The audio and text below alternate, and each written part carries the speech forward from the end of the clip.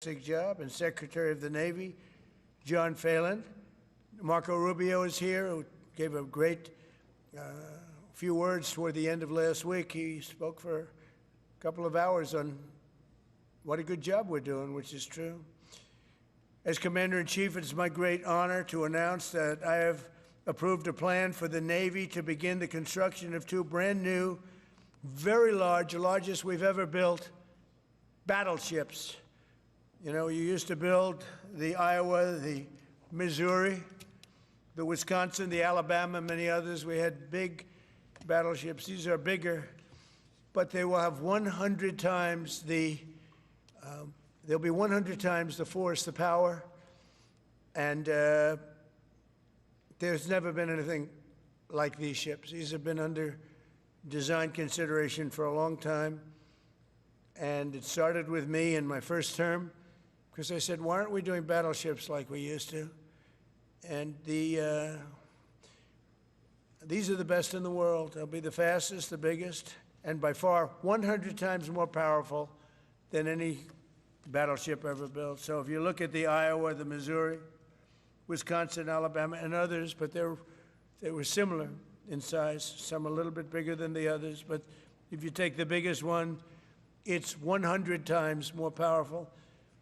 They're longer by a little bit, but and they're bigger ships, but they hold much more. They use the word lethality. Battleships are the largest, sturdiest, and most heavily armed vessel built specifically for naval combat. While America has built many new warships over the years, they've tended to be smaller and much smaller, and not conducive to where we are and where we're going, and peace through strength. But including, we've been building aircraft carriers. We're going to be upping that also. We're going to be going to a superior aircraft. We have the Ford class. We're going to be upping that to a different class of aircraft carrier. And we haven't built a battleship since 1994. These cutting-edge vessels will be some of the most lethal surface warfare ships.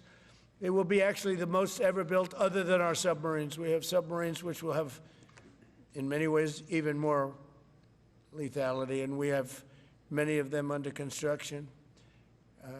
Each one of these will be the largest battleship in the history of our country, the largest battleship in the history of the world ever built. And again, it's 100 times more powerful than the previous Iowa class, it's called. Those are the big ones that you'd see on a show. Victory at Sea. I don't know if anyone's seen Victory at Sea, but it was a classic. They'll help maintain American military supremacy, revive the American shipbuilding industry, and inspire fear in America's enemies all over the world. We want respect. We're going to have it. We already have it. We're more respected now than we ever were. A year and a half ago, they laughed at us. Now they respect us again at levels that they've never respected us. We envision that these two ships, we're talking about 10, but we're going to start with 2, and we're going to quickly morph into 10. And ultimately, we think it's going to be anywhere from 20 to 25 of these. But we're starting with the first 2 immediately, and we're going to then be very quickly involved with, I think, we're going to do another 8. And then we're going to ultimately and pretty quickly have a total of about 20 to 25. We'll make that determination.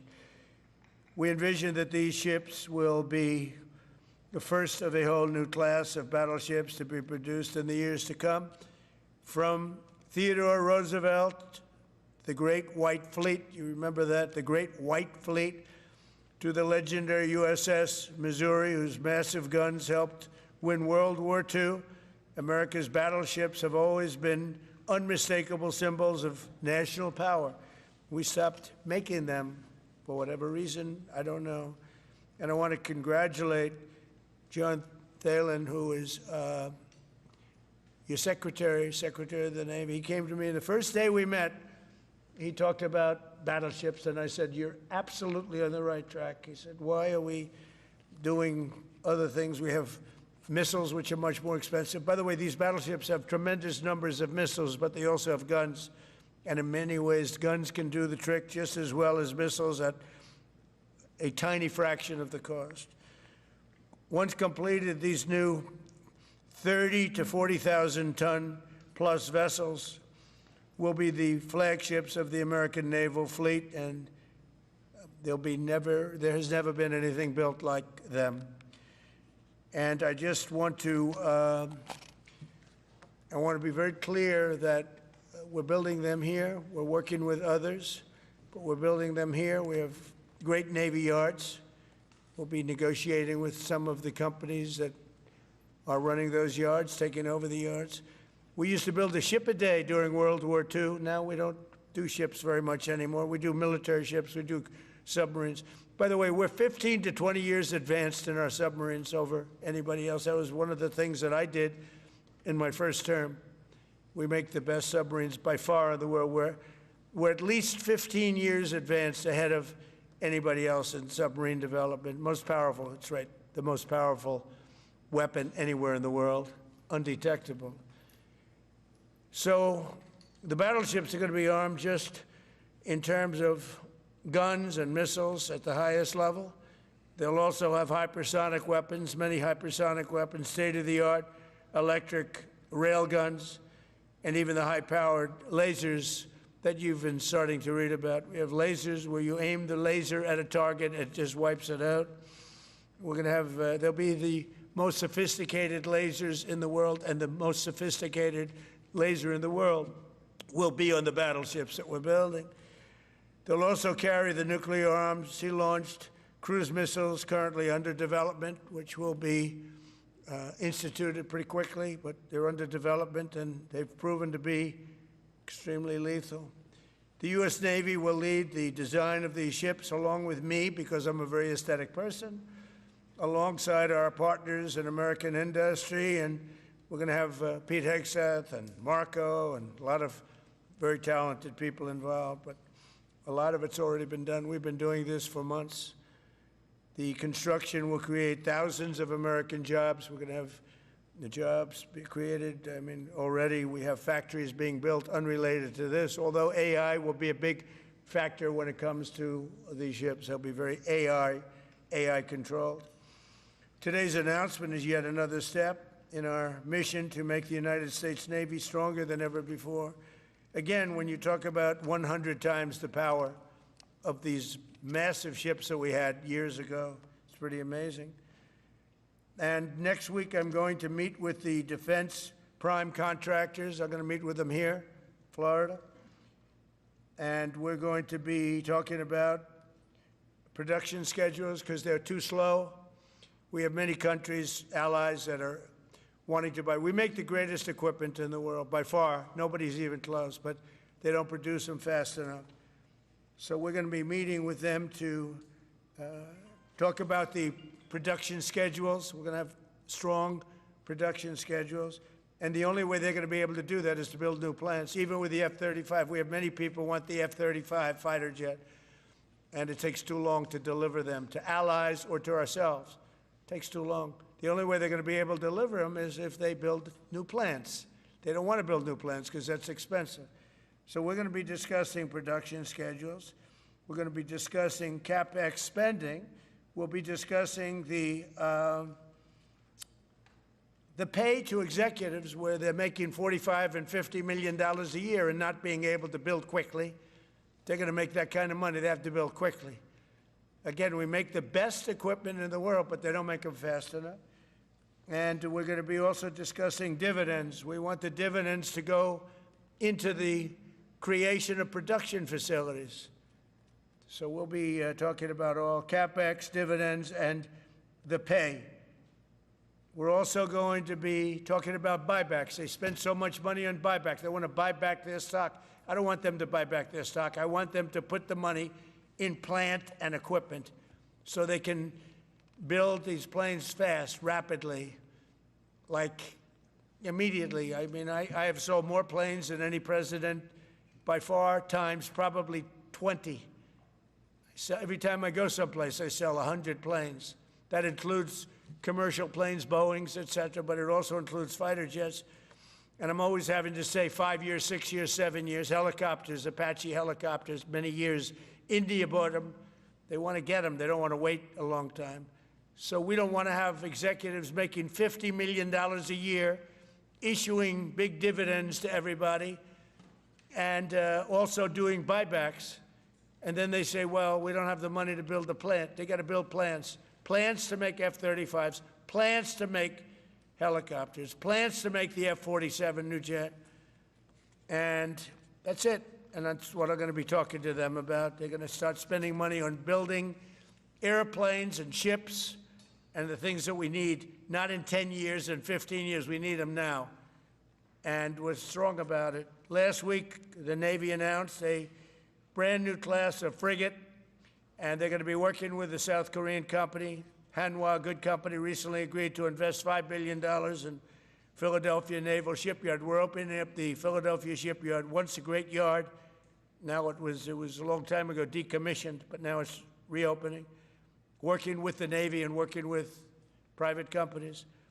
The record-setting defense bill I signed last week authorized $26 billion to build new ships, including destroyers and various others. We already have a lot of submarines, as you know, under construction. We're building a lot of submarines. I tell you, to be exact, we have right now 15 submarines under construction or ready to start.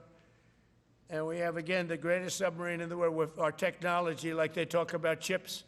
Well, I would say submarines are a bigger deal than chips. We're at least 15 years ahead of any other competitor. China, Russia, nobody can come close. We're also building right now 3 large aircraft carriers in addition to the ones we have. And we have, actually, interestingly, we have a lot of submarines. How many submarines do we have now altogether, approximately? Huh? What? Over 30. We have over 30. But these are the super-duper subs, and there's nothing like them. So we're going to be doing from 12 to 15 brand-new submarines. We have a couple of other things going on. We'll be building other elements of Navy. We'll be fixing up headquarters. We'll be fixing up places for our great sailors to live. And we're going to be working very hard with companies, but we're also going to be penalizing companies that aren't doing a good job. For instance, when they built the Ford, Gerald Ford, the cost overruns were ridiculous. That was done in Norfolk, Virginia. We're going to be talking about that with that company. The cost overruns were out of control. In World War II, the United States built upwards of 4 ships per day. Can you believe it? 4 ships a day, on average. And now there weren't all big warships, but there were ships, freighters, tankers. And it's a tragedy that we allowed this incredible capability to just go astray. We don't do that much anymore. We do build our warships, but that's about it. But that's a lot. We're going to restore America as a major shipbuilding power. We're going to ensure the USA is the most powerful fleet anywhere in the world, and long into the future, with battleships helping lead the way, and the submarines that, again, nobody competes with us on submarines. So I just want to thank everybody, and I'd like to ask Secretary Hegseth to say a few words, followed by the Secretary, but if you would, Secretary of the Navy. But Pete's doing a fantastic job. By the way, we have drugs are down 96.2% coming into the United States. 92.6 by sea. And soon we'll be starting the same program on land. The land is much easier. But every one of those boats that we knocked out saved 25,000 lives. So we saved 25,000 lives every time we knock out one of those boats with the drugs pouring in. And you just have to see it. I mean, people say, oh, gee, do you think it was really drugs? Well, just take a look. Bags all over the place. That's not fishing equipment. There's no fishing rods on those boats. They move fast. When you see a boat with 4 engines or 5 engines on, going 40, 50 miles an hour, well, they get hit. We save 25,000 lives every single time we knock out a boat. and it's over 96% stopped by sea. We're trying to figure out who the other 4% are, frankly. And we're going to have the same success, but even quicker, because it's much easier on land. If they want to come by land, they're going to end up having a big problem. They're going to get blown to pieces, because we don't want our people poisoned. 300,000 people died, probably last year 300,000. A lot of people say it was 200. Somebody said last night, it was only 175,000 people. That's like 3 stadiums, big football stadiums filled up with people died. But I think the real number is 300,000. We're not going to have that anymore. So we're doing a great job, and we enjoy doing it. Our border is secure. Our country is strong.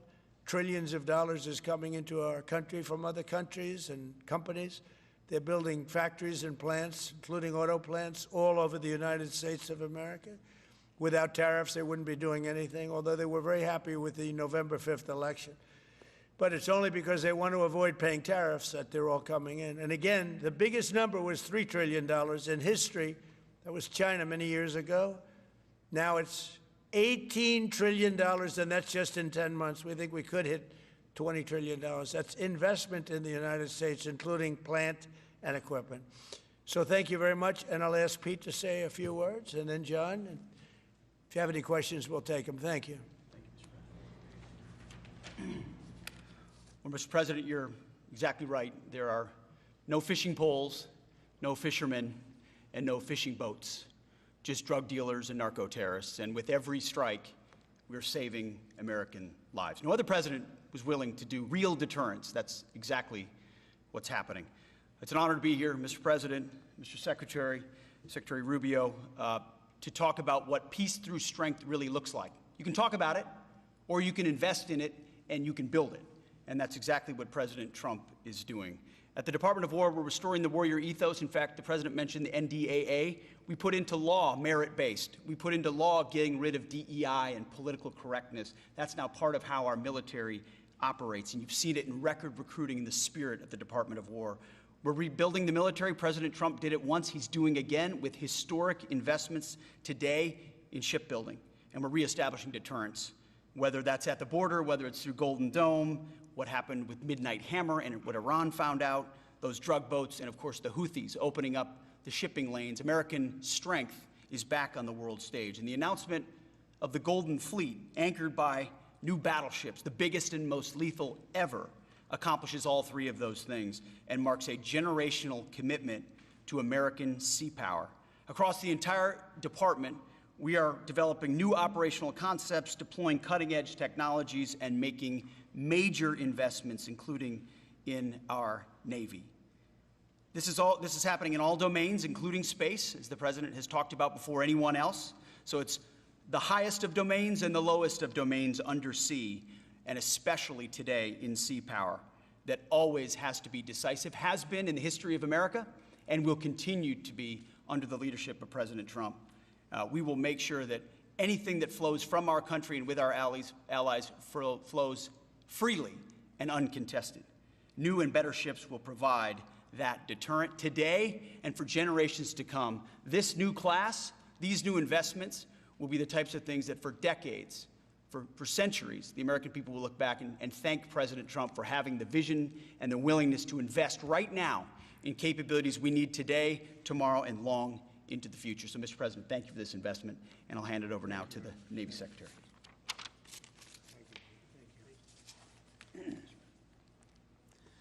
Mr. President, Secretary Hegseth, Secretary Rubio, thank you for being here on a very consequential day. From my very first conversation with President Trump about serving as a Secretary of the Navy, he's talked about the great Iowa-class battleship and why America doesn't build ships anymore with that kind of offensive firepower that takes the fight to the enemy. During my time in the job, I've talked extensively with our combatant commanders, like Admiral Paparo and Admiral Cooper, and our CNO, Admiral Cottle. And what I've learned is that not only is the President's idea a good one, it's something that Navy desperately needs and now has a formal requirement for. The future Trump-class battleship, the USS Defiant, will be the largest, deadliest, and most versatile and best-looking warship anywhere on the world's oceans. I want to thank the President for his vision to make this game-changing capability for the United States Navy. The Iowa was designed to go on the attack with the biggest guns, and that's exactly what will define the Trump-class battleships: offensive firepower from the biggest guns of our era. This ship isn't just to swat the arrows. It is going to reach out and kill the archers. And for the first time in generations, we'll have a new leg in America's nuclear deterrence, because the Trump-class battleship will carry the nuclear-armed sea-launched cruise missile. Striking dominance isn't all that the Trump-class battleship brings to the fight at sea. It has the size and capacity to serve as a flagship for our fleet commanders so that they can command and control naval forces far out to sea. As shown in the series, and the President mentioned it, Victory at Sea, Admirals Bull Halsey and Raymond Spruance commanded the war in the Pacific from their battleship flagships during World War II. Now this new battleship will command everything from warships to drones and everything in between. We're going to make battle groups great again. And this is just one piece of the President's golden fleet that we're going to build with the investments he talked about. A new frigate, the right frigate, the one our warfighters have told us they need. More amphibious power for our Marines with new capabilities like the medium landing ship. As part of the Navy's high-low mix, we're moving out aggressively on unmanned vessels with funding from the President's One Big Beautiful Bill to bring options to the fight and pull new, non-traditional defense partners into the American shipbuilding ecosystem. And we're making a generational investment in support ships. Logistics wins wars, and that kind of shipbuilding is the spark that will ignite the industrial base and help power the commercial shipbuilding that the President has called for. Under your leadership, Mr. President, we will have more tonnage and firepower under construction than ever before in our history. Building the President's Golden Fleet means jobs across the United States now. There'll be work for shipyards everywhere, from Philadelphia to San Diego, from Maine to Mississippi, from the Great Lakes to the Gulf Coast, and for manufacturers that will build components for this battleship in every state. The President has been clear. We must bring back our American maritime industrial might. And he has told me many times that as Secretary of the Navy, it is my job to equip our sailors to win the fight at sea with the finest ships in our history. To conclude, the USS Defiant battleship will inspire awe and reverence for the American flag whenever it pulls into a foreign port. It will be a source of pride for every American when it brings home our brave sailors who will sail defiant, raise their fists, and say, "We are peace through strength." And our adversaries will know when the Trump-class USS Defiant appears on the horizon, American victory at sea is inevitable. Thank you, Mr. President. Now, when a conflict arises, you are going to ask not one, but two questions. Where are the carriers, and where are the battleships? Thank you. Thank you very much. Thank you. I just want to mention that John Phelan is one of the most successful businessmen in the country, in our country. It's been a tremendous success, and he wanted to do this, and for nothing. He's taken probably the largest salary cut in history, but he wanted to do it. He wants to rebuild our Navy, and you needed that kind of a brain to do it properly. So I just wanted to give you a little information on him, which is probably enough. But one of the most successful men in the country, and he's that because he understands it, and he understands finance in addition to what we're talking about. Somebody who's doing a fantastic job is Marco Rubio, Secretary of State. And Marco, maybe say a few words, and then we'll answer some questions. Thank you. Thank you, Mr. President. And I don't have much to add. This is a phenomenal presentation. Thank you, Mr. President. This is American industrial power returning. This is the ability, once again, to rebuild, to have industry in the United States. This is generational in the change, not just in terms of applying American war power, increasing our ability to protect the seas. The U.S. Navy is the single biggest source of peace in the world of all of our forces because it gives us a global footprint. but it rebuilds American industrial capacity. The ability to make things again in our country has been critical to what the President's agenda has been all about, and this is a tangible reminder of it. And I know the country's grateful for it, and generations of Americans will be grateful for it. So thank you. Thank you, Marco. By the way, I think I'd just like to point out that these ships are made of steel as opposed to aluminum. It's a big difference, as you know.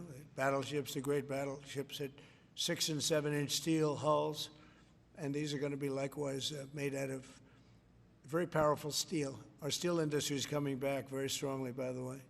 It's coming back at record numbers, and we're going to be using them for the steel, but as opposed to an aluminum side, which, in all fairness, is not the same.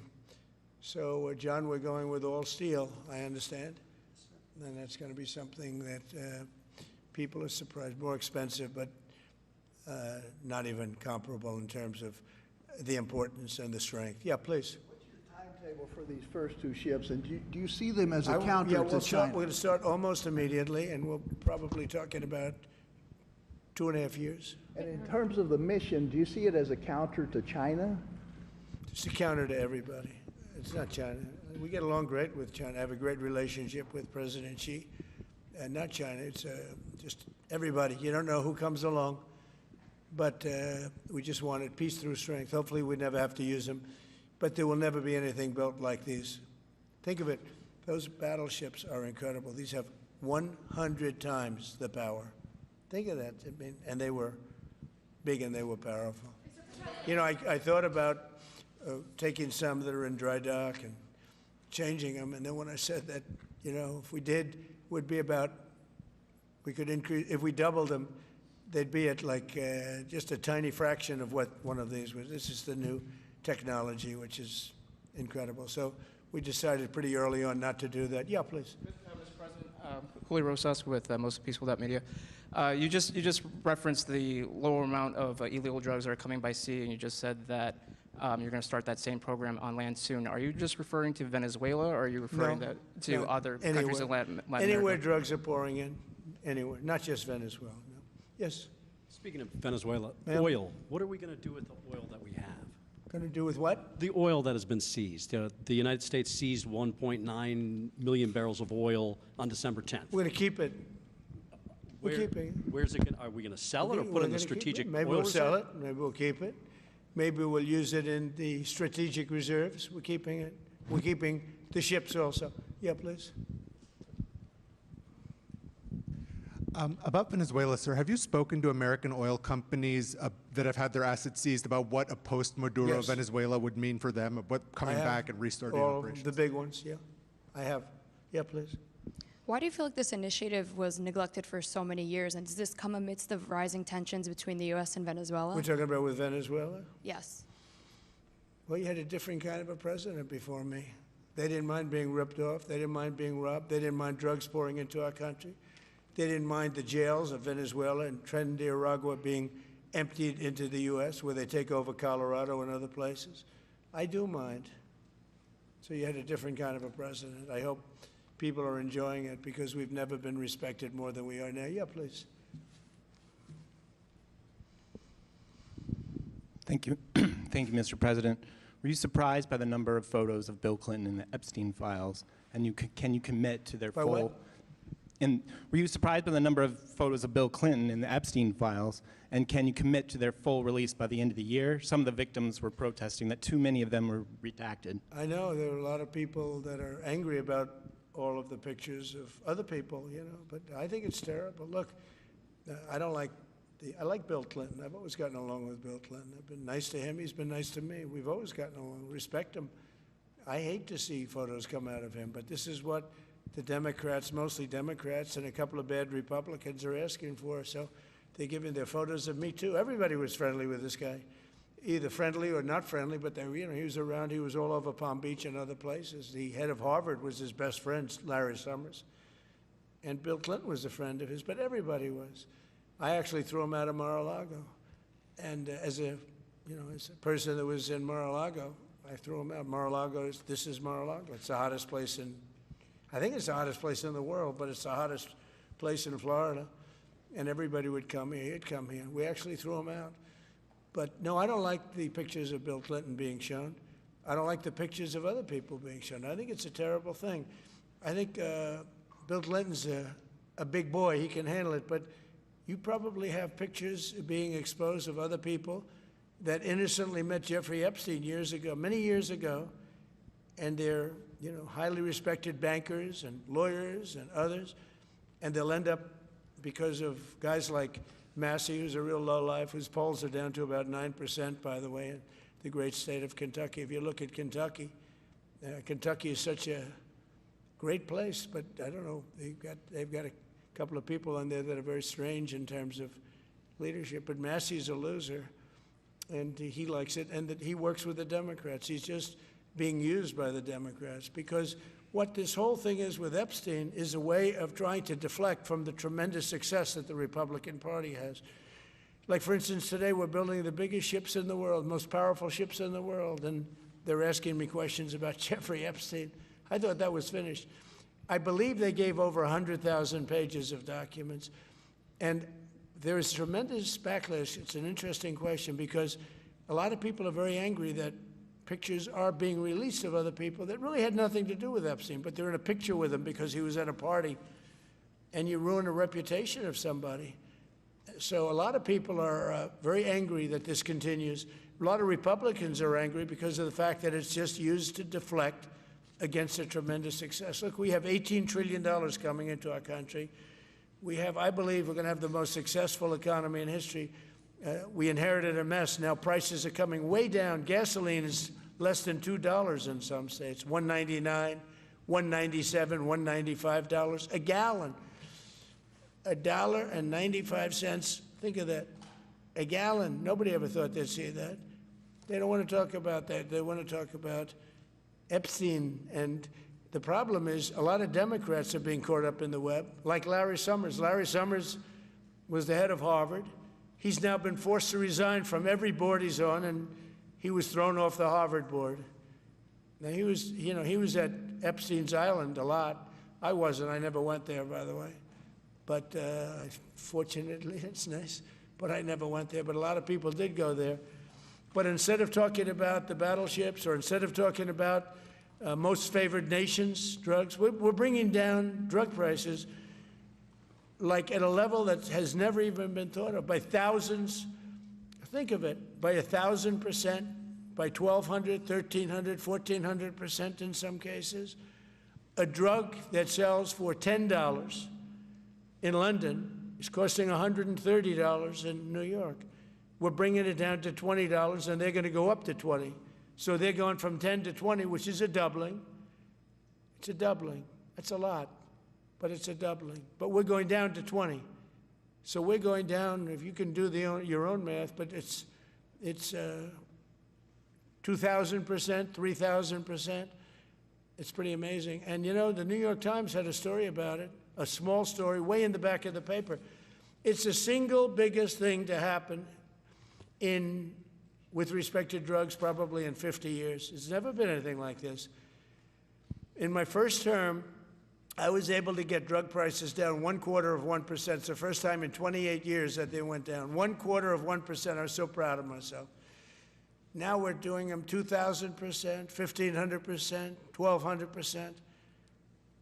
That pill that sold for $130 will now be selling, as an example, for $20, because the rest of the world took advantage of us. Without tariffs, I could have never done it.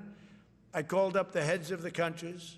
As an example, France, I spoke to a very good man, President Macron of France, and I said, Emmanuel, you have to raise your drug prices. He said, no, no, no, we will not do that. I said, you have to. He said, no, I don't want to do that. Look, you're asking me for go to $10 to $20. You're going to come way down to 20. We don't want to do that. Now, in all fairness, no other president even tried. But if they did try, there was actually a fake story in stupid USA Today. I didn't even think they make it anymore. I haven't. But I saw a story where Biden was trying to do this. Biden never tried to do it. Biden didn't know he was alive. He never tried to do it. But they're taking it from $10 to 20. So he would say, and the other leader said the same thing. No, no, we won't do it. I said, no, no, you're going to do it 100%. They said, nope, we're not doing it. We're not going to double our price because, again, if you go from $10 to $20, they're doubling their price. We're coming down, though, from $130 to $20 because we're going to get the lowest drug prices in the world. Whatever the lowest price is called favored nations, we're going to have the lowest price. So I said, no, you're going to. No, I will not do this. Politically, it's unacceptable. I said, Emmanuel, you're going to do it 100%. Please accept it now. Be nice. You're going to do it 100%. No, I will not. I said, yes, you are. He said, why do you keep telling me I am when I'm not? Because if you don't do it, I'm going to put a 25% tariff on everything France sells into the United States of America. And that's approximately 20 times more than I'm asking for with respect to drug prices. He said, I see. I agree to do it.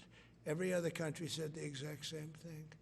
They all said, nope, I will not do it. I said, all right, on Monday morning, you'll have the 25% tariff, everything you sell. In the case of France, it was wine, champagne, cars, everything they sell. It's 25 to 30 times the price of what we're talking about, at 25%. Every single country agreed. And that was the big problem. The drug companies were difficult, but fine, because we have a certain control over the drug companies. We had no control over these foreign nations. So every single country has agreed to do this. So we will take that pill price down as an example, talking about not just pills, we're talking about everything. We'll take it down from $130 a pill down to $20 a pill. And the rest of the world will take it from $10 a pill up to $20. It's the biggest thing ever to happen, and it's covered, barely covered in the New York Times because it's a fake newspaper. Yeah. Mr. President, on shipbuilding, how is the administration plan to ensure that there's sufficient workforce availability as you're producing these ships? Could you speak up? How does the administration plan to ensure there is sufficient workforce availability as you're producing these ships? We're going to have it. We're going to have tremendous workforce availability. We're also going to have robots helping us. We're going to have a lot of robots helping us because we need it. And because we're going to town, we're building a lot between the AI and the auto plants. So we're going to need robots. We're going to have robots, but that's going to help us. We're going to have tremendous workforce. And in order to operate you're always going to need people. You know, you could have robots, but you're going to have to get somebody to start those robots, and you're going to have to improve the robots. But we're going to have robotic factories plus manpower. So we're going to have enough. We're going to need the help of robots and other forms of, I guess you could say, employment. We're going to be employing a lot of artificial things, but the beauty is we're going to have more jobs than we've ever had. Just so you know, a number came out the other day. We have more jobs right now in the United States. More people are working right now in the United States than at any time in the history of our country. Think of that. Pretty amazing. So we'll have the help of, mechanical help, if you want to call it that, but we'll have tremendous employment. They'll be paid a lot of money. They'll do better than they ever did. Okay? Yeah. Mr. President, some may have been expecting a different kind of announcement today, hearing your Secretary of War and Secretary of State here. You mentioned strikes on land in Venezuela more than 15 times, even now, just in your recent remarks. Why should Maduro take your threats seriously? And he can do whatever he wants. What's your end game? Maduro? What's your end game? There's no answer. He can do whatever he wants. I mean, we have a massive armada formed, the biggest we've ever had, and by far the biggest we've ever had in South America. He can do whatever he wants. It's all right. Whatever he wants to do. If he wants to do something, if he plays tough, it'll be the last time he's ever able to play tough. But they sent their prisoners into us. They sent people from jails and prisons. They sent people from mental institutions and insane asylums into the United States, just walked right in because Biden had an open border policy. What the Biden administration did to our country can never be forgotten. They took in millions and millions, 25 million people over the course of 4 years. Many of those people were murderers and drug dealers, prisoners, rough prisoners, 11,888 murders. More than half of them killed more than one person. They came into our country. Now, I spoke to Christine Noem today. I spoke to Tom Homan today. He came down to see me. And we had a great meeting. They've done an amazing job. We're getting them out. We're getting them out very fast. But this should have never happened. But Venezuela was one of the, Venezuela took advantage of the open borders that Biden created more than any other country. Tren de Aragua, we had gangs all over. Look, I mean, you have a very weak governor in Colorado. Look what happened in Colorado where they would occupy apartment houses. And he didn't want to do anything about it because he was scared. Any other questions? Yeah, go ahead, please. So in response to the United States taking sanctioned oil from Venezuela, Colombian President Gustavo Petro criticized the United States by saying, well, the Southwest is stolen land and that it should be returned to Latin America. I just wanted to know what your response to that is. Well, he has to watch because, you know, he's got drug factories. They make cocaine in Colombia. And he's no friend of the United States. He's very bad guy. And he's got to watch his ass because he makes cocaine and they send it into the United States of America from Colombia. We love the Colombian people. I love the Colombian people. They're great people, energetic, smart, great. But their new leader is a troublemaker. And he better watch it. He better close up those cocaine factories. They have at least 3 major cocaine factories. We know where they are. He better close them up fast, yeah. By the way, it's made and sold into the United States. Comes through Mexico. Thank you, sir. You've named Governor Landry to be new special envoy to Greenland. Yeah. How do you, what do you see that role entailing, and is it still your intention that Well, Greenland he called become me, part and of the you know, U.S.? he viewed Louisiana, the Louisiana Purchase. He said, "I'm governor of Louisiana," and he said, "I would love." I didn't call him; he called me. He's very proactive. He's a great guy. He's a deal guy. He's a deal maker type guy. And we need it for national protection. We need Greenland for national protection. They have a very small population. And I don't know, they say Denmark, but Denmark has spent no money. They have no military protection. If they say that Denmark was there 300 years ago or something with a boat, well, we were there with boats too, I'm sure. So we'll have to work it all out. But he felt very strongly, we need it for we need Greenland for national security. Not for minerals. We have so many sites for minerals and oil and everything. We have more oil than any other country in the world. We need Greenland for national security.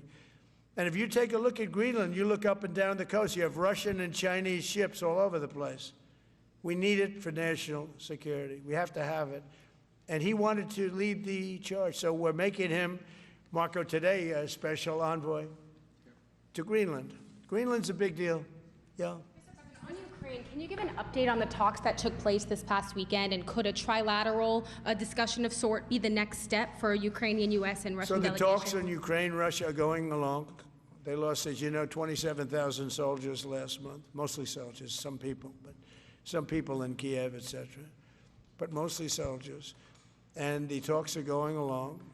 And I say that, you know, there's tremendous hatred between these two leaders, between President Putin, President Zelensky, tremendous hatred, and I hope we can get it done. We are talking. Talks are going okay, but, you know, I've solved 8 wars, and Thailand is starting to shape up. You know, they started with Cambodia. They started up again, but I think, Marco, we have that in pretty good shape to have that stopped.